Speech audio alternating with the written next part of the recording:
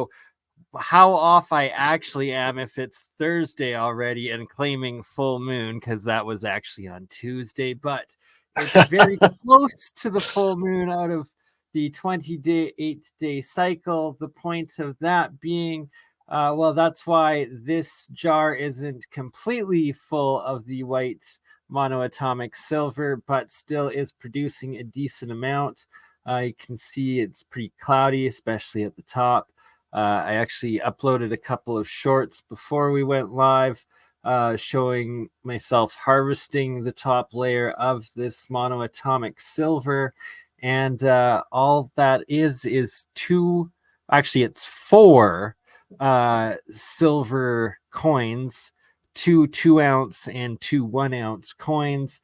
So 2 coins per electrode, one obviously attached to the positive, the other the negative, and it's just a 5-volt USB plug-in that I have charging it, that I just snipped the end off of.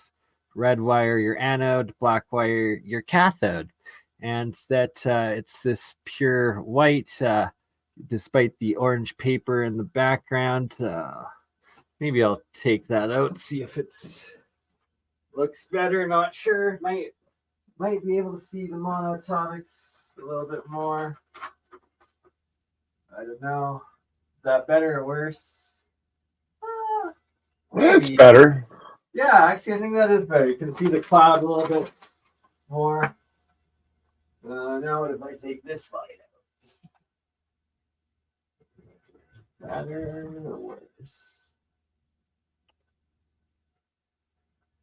Yeah. Don't put that back. All right. But yes. So that is the process of making it. The jar on the left there, that is gray and blue, that is, I am making the monoatomic aluminum and copper in that reaction. And in this reaction here, it is zinc and copper that is happening, as well as a lot of atomic hydrogen also being produced out of these electrolysis experiments. And that with only 5 volts going in, it's not a lot of electricity. And I'll move the camera up here for a second just to show how much it's actually producing. It's pretty wild.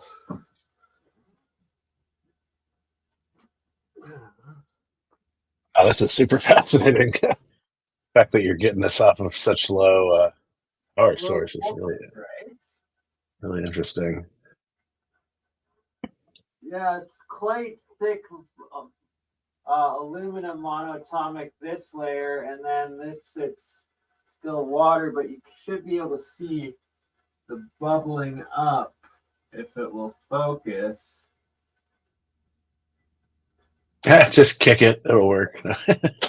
No, I might have to. Oh, there it is. Okay, now we can see it. Starting to go. Oh, I see the bubbling on the left there. Interesting. All right. Yeah. Again. Right.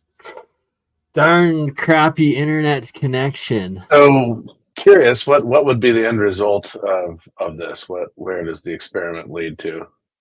Making our own vehicles that are powered by, well, water. Okay. Right? What could be better than that? Just the Stanley Geet energy drive, right? Exactly, right? There's been so many of them, and they claim to debunk them, but no, it's real, and here it is. And it's, you can see like the stream of bubbles coming off the bottom left there, of that jar, and that frozen right now, but yeah, otherwise it was bubbling earlier. There we go. Maybe I can switch the camera to the other computer here and get a better you can see it fades in and out, but yeah, you can definitely see it. All right. Wow. Yeah. So Alchemy. that's real alchemy in the Real alchemy lab alchemy. and real science as A well. word that comes from ancient Chem, Alchem, the land of the black soil. Right? And it's like the black soil is fascinating. This is Have they done I chemical want to tests? think, you know, they always talk about the Nile overflowing and creating this alluvian black soil from all the silt. But then you go into the Amazon and they're making this terra preta, which is their own alchemical soil, and it's just compounded on top of compounded. It's got like biochar and all sorts of things in it, but we haven't quite figured out how to make this, but it replenishes itself. And so it's interesting that we can build these soil groups. You can build these amazing science projects here. That's much crisper.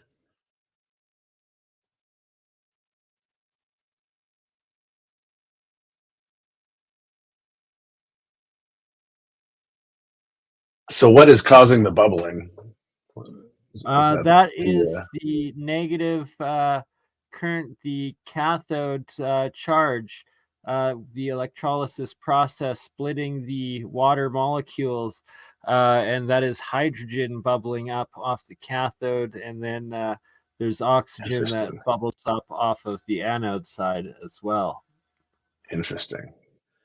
Yeah, you This can reminds really. me of like an ionic foot bath. So you put your feet in the water, you add salt to it to a certain um, Yep. balance of salt in the water, and then you throw your electrode in the water, and you have another one around your wrist, and this creates the circuit through you, the water, and the salt, and it just starts pulling all this stuff out of your feet, out of your That, system. It's pretty impressive. I don't know if you've ever done a that's foot one and bath the same before. right there. Yeah. That's electrolysis on yourself, and Yeah. yeah, right. I haven't. I need to. Actually, no, I think I have done like in a little foot, like it was like a cheap one, but like it's something I definitely want to experiment with more myself. And it's like people are always like, do you get shocked and stuff? It's like I touch No, I the mean, bottom all it the time. depends. Men put the wrist one on one arm, and women are supposed to put it on the opposite arm. It does create like a little buzziness that you feel, but not really. And yeah, it goes for 30 minutes. We're not giving any medical advice here, of course. It Never goes for ever. 30 minutes, and it jumps from positive to negative and then back to positive. So it does like a 10-minute cycle, a 10-minute cycle, and a 10-minute cycle. And a lot of what it pulls out of you is liver and iron, and then mucus is usually the other one that you see a lot of, which is comes as like this white froth on the surface, which looks kind of like what you're doing here. Well, they're both electrolysis, so makes sense. Now that's a horrible angle. Let's see what There's critters on the beach. But yeah, no, ionic foot baths are amazing. Highly recommended for sure.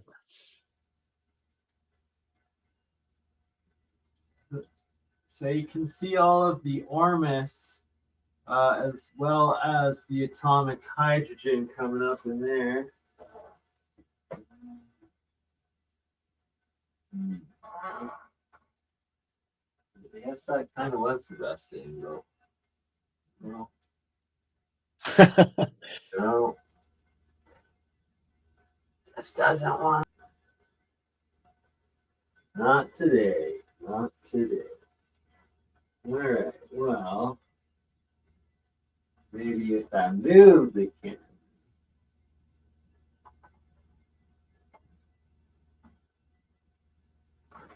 And also show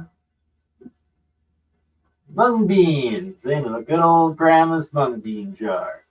Now the point of this focus. No, it's too great.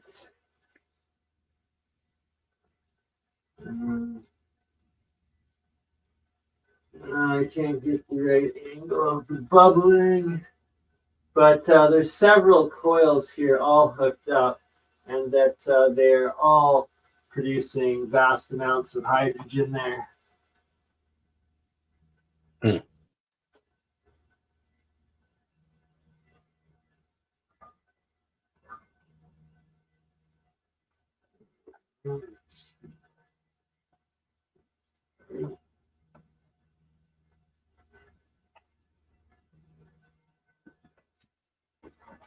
Good enough for now. So yeah, I just also got back from LA, which was kind of awesome. Went down there for Alien event, Alchemy event, AI Expo, and Biomed Expo.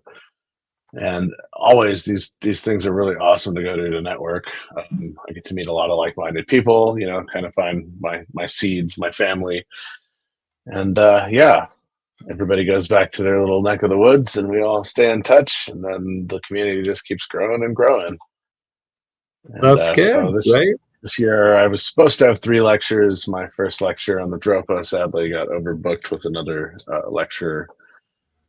There was a couple of mishaps like this that happened, but all in all, I at least got to do 2 of my lectures, and so I did the magic of symbols, and I Nice. did my Egypt lecture, the introduction to Egypt and the ancient land of Chem, and so it was super cool getting to do that and getting to hang out. I got to hang out with Walter Bosley. That was pretty amazing. Nice. He showed up with Maria, and yeah, no, it was really amazing. Looking forward to picking up and chatting with them again, because we had some great conversations. For sure. Yeah, that's what's been going on with me. Like I said, I've got this thing coming up in July through the Promised Revealed. I'm going to be doing a workshop on ancient chemet, basically teaching a little bit about chematology. I'm going to find what the date is on this. Where is it? Oh yeah, so it's July 18th to the 21st Ooh. at Mount Shasta. So should be pretty The fun. Never day been to after Shasta. my birthday. Really? Oh wow. Okay. Awesome. Well, better get on a plane and come down. No, just kidding. Hopefully, that's the dream. If not this year, next year we'll have to make it an annual thing. Yeah, I've never been to Shasta, so I'm really excited to go to this, and it's going to be pretty fun. There's a lot of people coming. Brad Olson hooked me up with Rob, so thank you, Brad, if you're out there listening. He's like, "Oh, you'd enjoy doing one of these summer events at Shasta," and so he got me in touch with Rob, and now I'm on the panel with them, so it's amazing. Epic. That's super awesome. Here I've just got a couple pictures illustrating the self-organization of the monoatomics, the ORMUS here, and how it always forms the swirls, the spirals.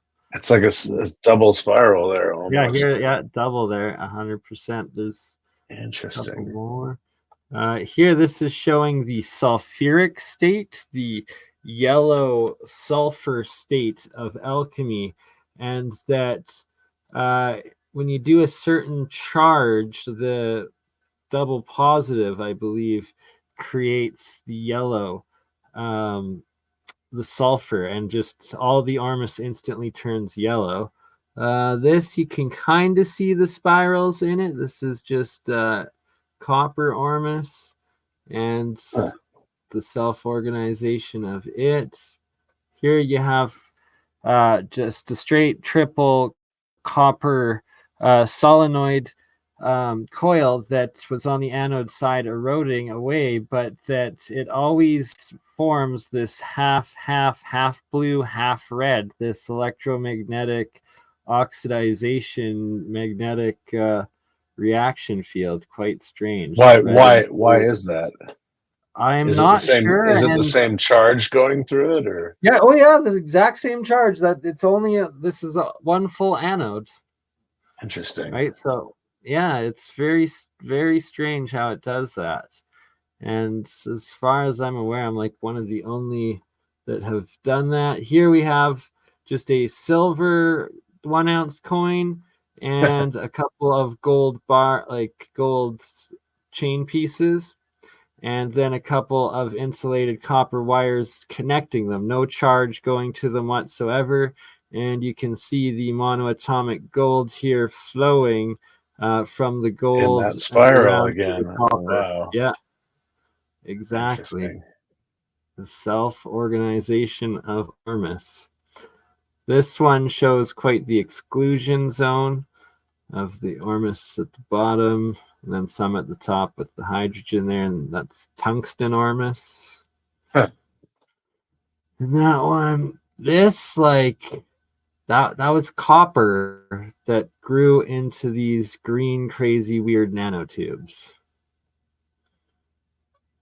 That is So really strange, interesting. Yeah. right? Wow. Like that's a triple copper coil right here, and the triple copper. So imagine if you could grow structures like that. Oh, exactly. That's what I'm saying. Like this is key aspects of the nanotechnology and the metamaterials. Hmm. Here we have a copper coin, 1 ounce pure copper coin anode eroding down into both the monoatomic white as well as the copper colored nanostructure of it. Couple reactions, bunch of coils are made. And these are Keshi plasma coils, essentially, that I learned and experimented this with. And I've got an interview with Mehran Keshi coming up May 15th. Oh And here wow. as well, you can see the half The blue, red, half the red red and half blue. Yeah. again So on the that's such bizarre. Why is it doing that? right. And here you have the bubbles completely covered and stuck to the copper anode at this point, and they're not moving. They're just like held in place. It's very, very strange. And here's another one with the exact same situation, just smaller bubbles. Blue